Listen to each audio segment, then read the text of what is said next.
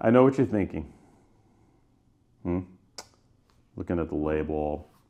I know what Patrick's thinking. You're a sellout, Kyle. You and your Anchorman moment. No, this is not selling out. On the contrary.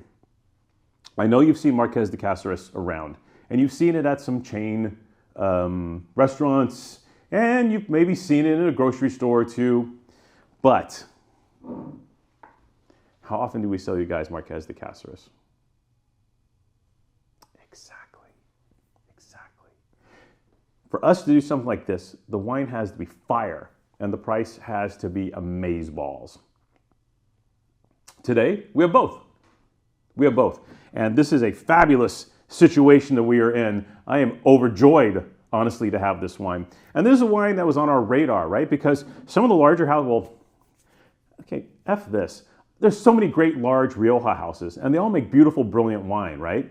Just because you see Caceres in a grocery store more than Rioja Alta, it doesn't mean, you guys buy Faustino, millions of bottles. That wine's amazing. So that's the beauty of Rioja. The capacity is there to produce compelling wines in large volumes at ridiculous prices. And today the price is even more ridiculous. And the vintage is special. That's why we're waiting for this one. This is the 2021 Marqués de Cáceres Crianza. And, I don't know if you know, sorry, I forgot the drip pour thing. Gonna catch shit from the wife.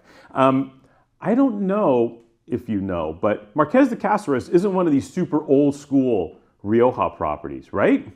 This could be a little shocking to some of you. But as opposed to, Lopez, Rioja Alta, Cune, whatever, all started in the 1870s, 1880s, 1890s, after the French came in and did their thing. No, Marqués de Cáceres was started in 1970 by a guy from Valencia, from the southeast, Enrique Forner. And he actually started in Bordeaux first. He bought Chateau Camensac and Chateau La Roche-Tintadon in the 1960s. And then said, maybe I should go back to Spain and do something there, since I'm ... Spanish.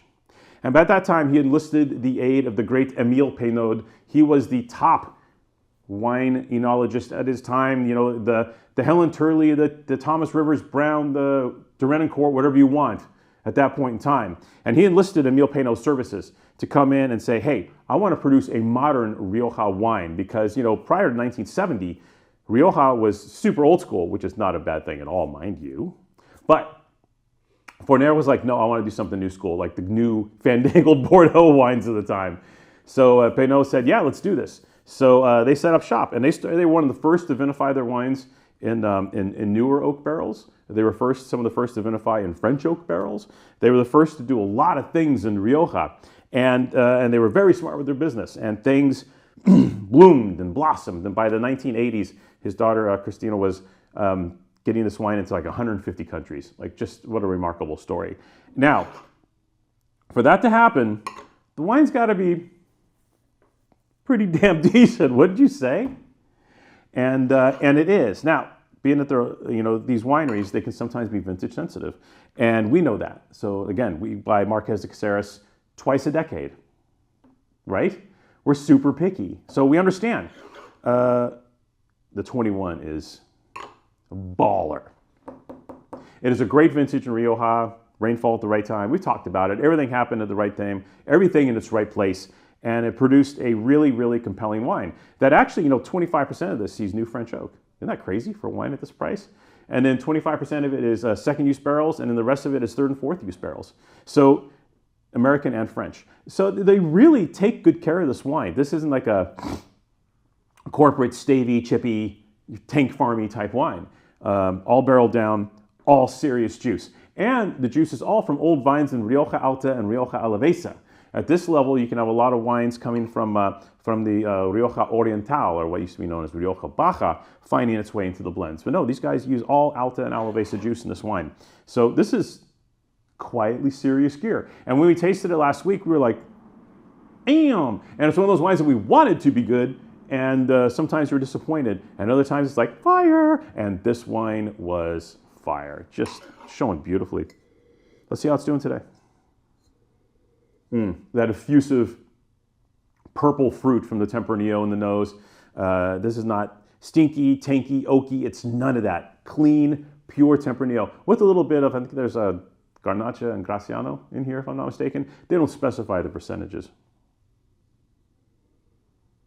Spicy, perfumed. This wine delivers. Like, I'm telling you, this wine delivers. There's nothing cheap or contrived about this wine in the slightest. And that's what shocked us.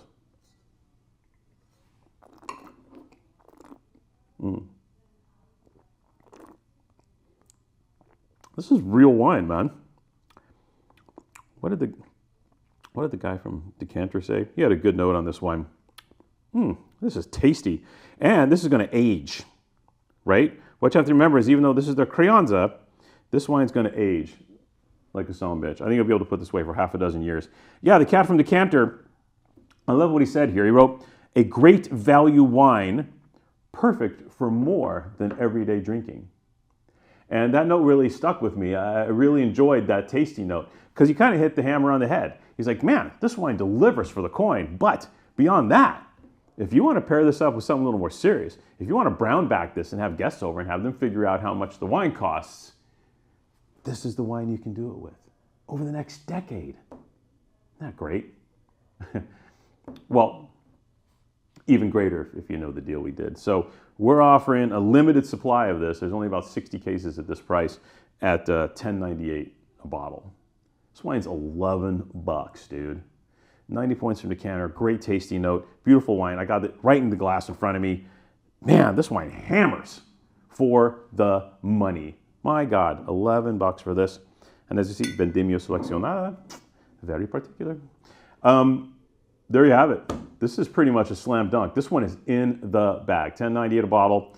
Click, buy this wine. This is what they call a cellar saver, like the Caballero we had about a week ago. Marqués de Cáceres is one of those wines you're going to have in your cellar at $11 a bottle. You take out on a weeknight, and you're going to be like, I'm amazing. No, you're amazing. No, you're amazing. And you're going to have that moment with yourself while you're drinking this. I just had it with myself. Cheers.